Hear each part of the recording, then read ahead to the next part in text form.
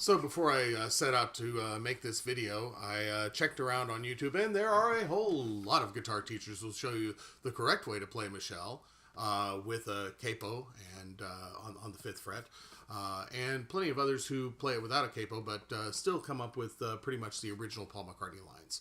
There's a reason that I don't use those, and that's because I use this song as a solo piece.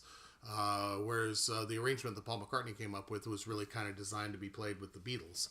So the arrangement that I've developed is designed to have a little bit more rich chord structures underneath it. Also, there's something the other guitar teachers on YouTube aren't going to show you, and that's how to handle the bass solo that shows up in the middle and at the end of the song. And if you don't have some sort of a solution for that, you're going to have a hard time pulling the song off solo. So I'm going to present the song, and then I'm going to show you my arrangement for it, and with particular focus on how I handled the bass solo. Michelle by the Beatles.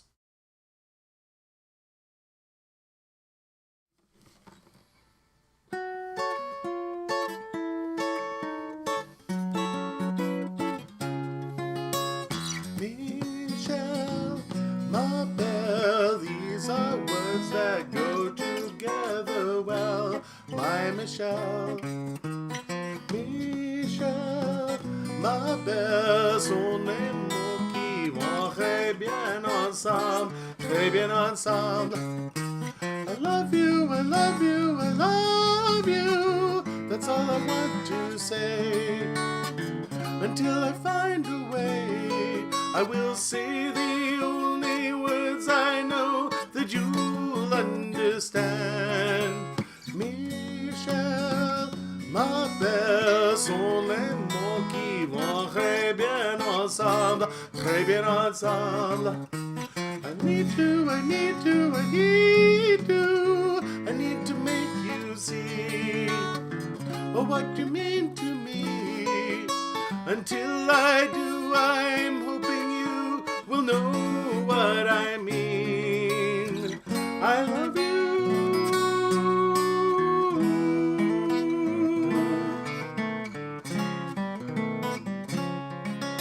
I want you, I want you, I want you. I think you know by now. I'll get to you somehow. Until I do, I'm telling you, so you'll understand, my Michelle.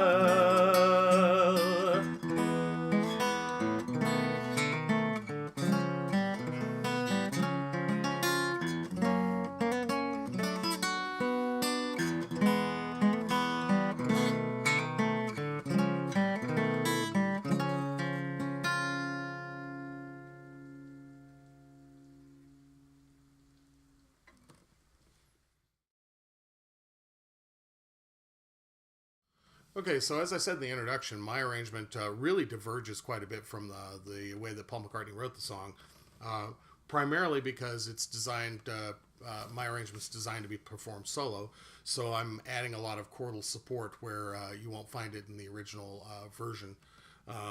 The song starts off with an F sharp minor. It's just up here. And you're just going to play the top three notes of the F sharp minor, and then you're going to walk the G string down from 11 to 10 to 9 to 8 while keeping the same two notes on the B and E strings. And then at that point, I really diverge from McCartney's version, and this is where I'll be very different from anything you've learned from any other guitar teacher on YouTube. I just go to a full F sharp minor 7 chord and use my little finger to finish out the melody. So I'm just, and then to the C sharp. Then the chords on the song are, the way that I've arranged it, are fairly easy. So it's an F sharp major, B minor, E major. Now that's just a D7, F7, D7, F7, and it's played with the same pattern. Other guitar teachers will show you how to do it up here. But I'm just doing it in root position because that's easy for me and that gives me full chordal support. And then to a C sharp. Go back and forth between the F7 and the C sharp. And at this point in the song, I'll do this little bass run that I've heard in the song. I think it's actually done on the bass guitar. Just from the C sharp, D sharp, up to the F. And then back to F sharp major, B minor 7, E.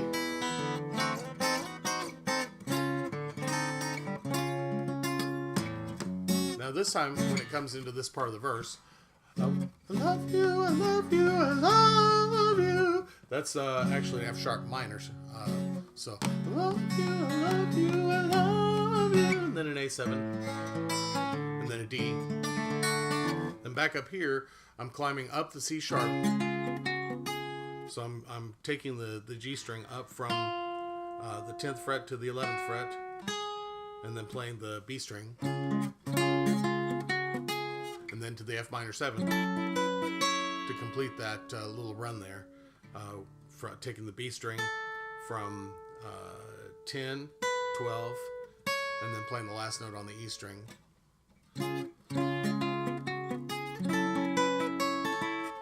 And then back to the original run.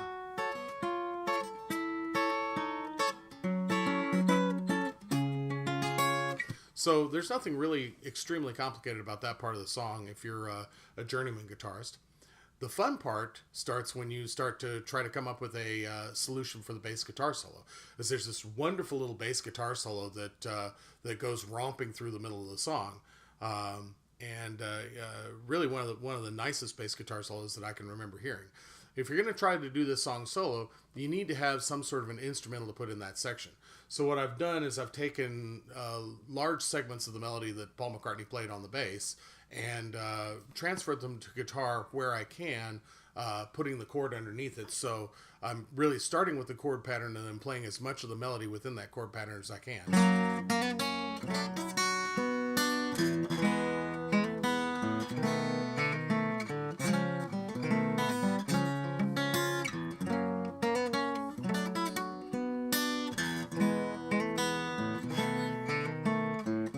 So the most help I can give you is really just telling you what those chords are. So it starts on an F sharp major. And then that's just romping up the G string from 3 to 4 and then playing the B string. So I'm starting with a B minor 7 there. And then an E major chord. Doing pretty much the same thing, up the G string from 1 to 2 and then the open B string. This is a B7 chord. Only I'm not bothering to get all the way up to the E, so I don't bother holding that down. And then this here is the C sharp. And probably one of the hardest chords in the song in my arrangement. Because basically what I'm doing is a C chord, but I'm barring and then making the C chord up 1 fret. So you really have to squeeze pretty good on the first fret there to be able to hold that bar chord. That's pretty much it. It can be seen as a complicated song, and it sure took me a long time to build the arrangement, but when I break it apart into its component parts on the guitar, it's really not that difficult. A couple of things about singing, Michelle, and my videos suffer a little bit because I make these in the morning when my voice isn't really warm, but whenever you're covering Paul McCartney, he is a master of what I call unified range, and was when he was quite a bit younger than I am, in that he never really sings fully in chest voice or fully in head voice. So you never hear the break, and it just sounds like one unified voice, and he can go very, very high, but it doesn't sound unnatural. You don't hear him flipping into falsetto because he's constantly mixing a little bit of chest voice into falsetto and a little bit of falsetto into chest voice. There's two basic secrets to that. One is just don't dig in, don't sing hard, and it'll sound fine. The other is to really work on eliminating the break between the chest voice and the head voice, and I've put this in other videos that I've got up, but one of the ways that I work on that is simply to do a glissando up and down all the way from the bottom of my range to the top, and I try to eliminate the break between falsetto and chest voice, so it sounds like this.